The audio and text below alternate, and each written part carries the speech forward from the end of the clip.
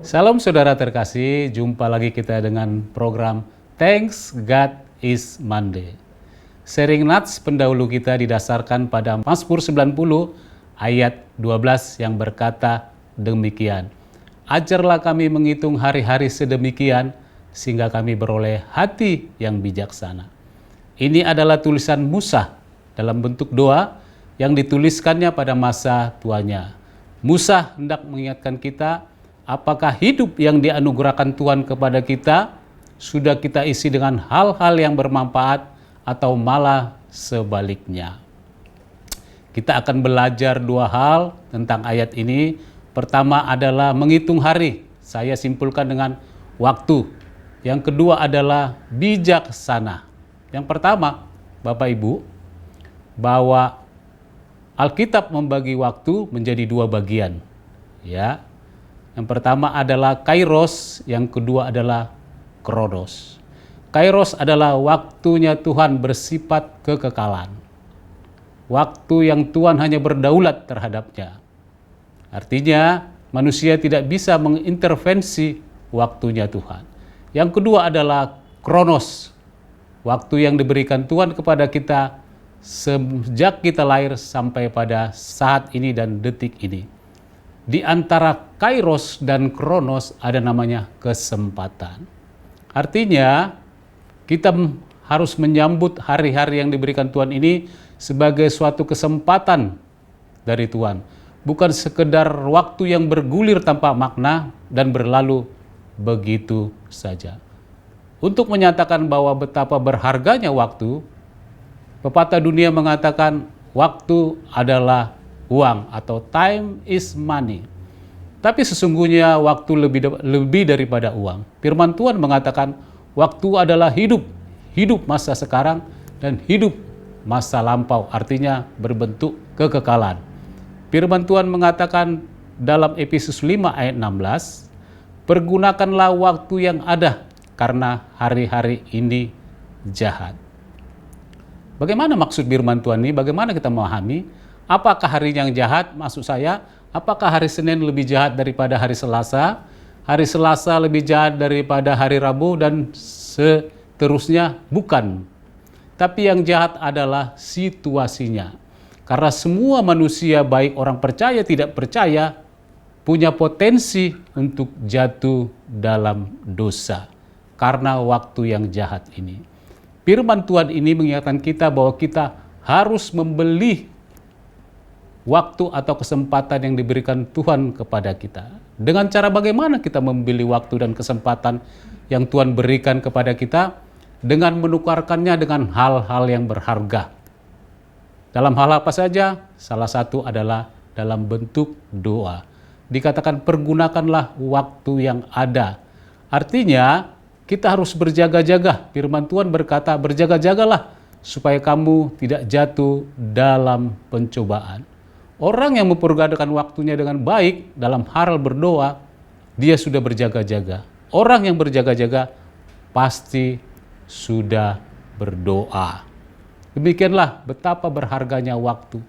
Jangan kita menyia-nyiakan waktu yang diberikan Tuhan kepada kita.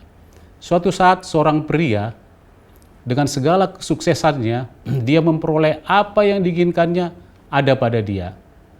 Teman-temannya berkata dalam kantornya, kawan, mari kita berdoa bersama-sama. Kantor ini memberikan fasilitas kita suatu ruangan untuk kita berdoa. Tapi apa jawab pria tersebut? Saya tidak punya waktu. Besoknya teman-temannya ini datang lagi dan berkata, kawan, mari kita berdoa 5-10 menit saja. Supaya kita berdoa bersama-sama dan kita saling menguatkan. Tapi pria ini berkata, saya tidak punya waktu. Besoknya mereka datang lagi bersama-sama mengajak, besok kita ada persekutuan doa di kantor ini. Mari, datanglah untuk mendengarkan firman Tuhan. Sediakan waktu, kawan. Lalu jawab pria ini demikian, di rumah saja saya tidak punya waktu untuk beribadah dan berdoa, apalagi di kantor ini. Nah, suatu saat pria ini mengalami serangan jantung mendadak. Dan dia meninggal.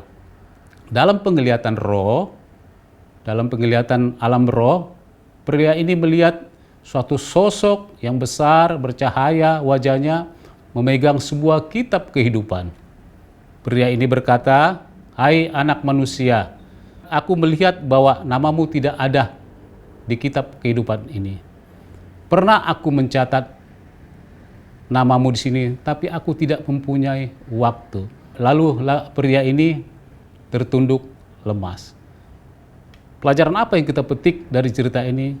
Bahwa jika kita tidak menghargai waktu, maka suatu saat waktu itu akan tidak menghargai kita.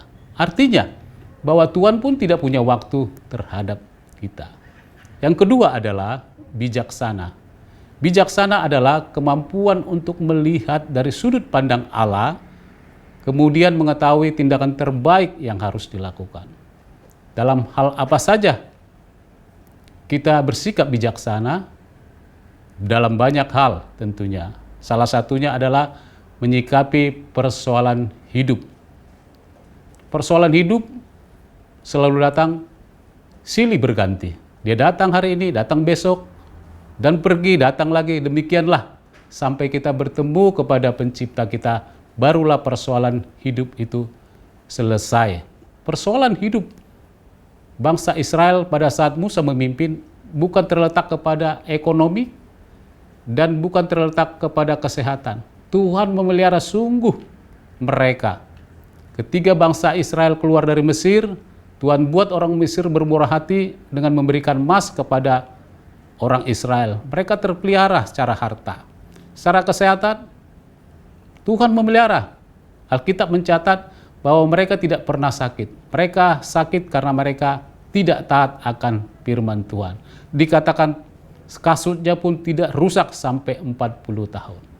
Persoalan hidup bangsa Israel pada saat itu adalah terletak pada ketidaktaatan mendengarkan perintah Tuhan. Mereka tidak bijaksana. Nah, persoalan hidup pada masa ini adalah tentang kesehatan dan tentang ekonomi. Mengapa demikian? Karena dua hal ini sangat berperan dalam hidup manusia pada saat ini. Jika kedua-duanya diambil oleh Tuhan, apakah manusia masih bertahan dengan imannya? Tentu banyak jawaban yang beragam. Secara teologis, Allah tidak bisa dipersalahkan karena kita mempunyai persoalan hidup, dalam arti persoalan hidup yang ringan, berat, sampai berat sekali. Allah tidak bisa dipersalahkan. Justru Allah kita sangat butuhkan pada saat-saat seperti ini. Untuk apa? Sebagai penolong dalam kesesakan. Nah, bagaimana kita menyikapi persoalan hidup? Kita belajar dengan Musa.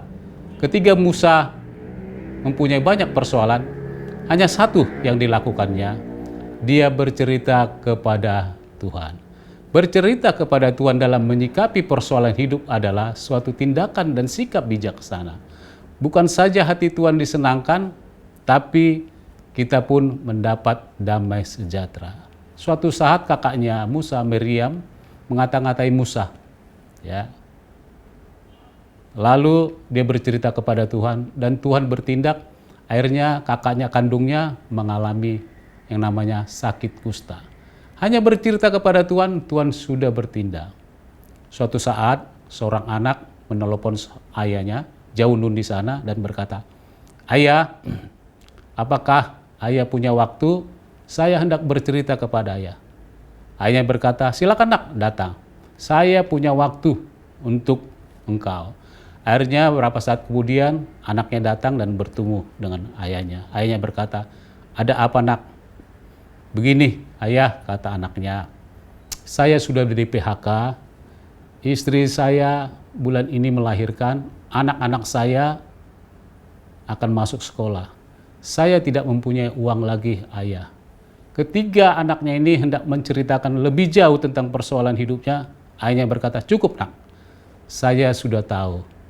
Engkau datang ke alamat yang tepat dan sikapmu itu adalah sikap bijaksana." Pelajaran apa yang dapat kita petik dari cerita ini? Bahwa bercerita kepada Tuhan dalam menyikapi persoalan hidup adalah suatu tindakan bijaksana. Mari kita sepakat Bapak Ibu bahwa oknum yang utama dan paling utama dan tahu persoalan kita adalah Tuhan.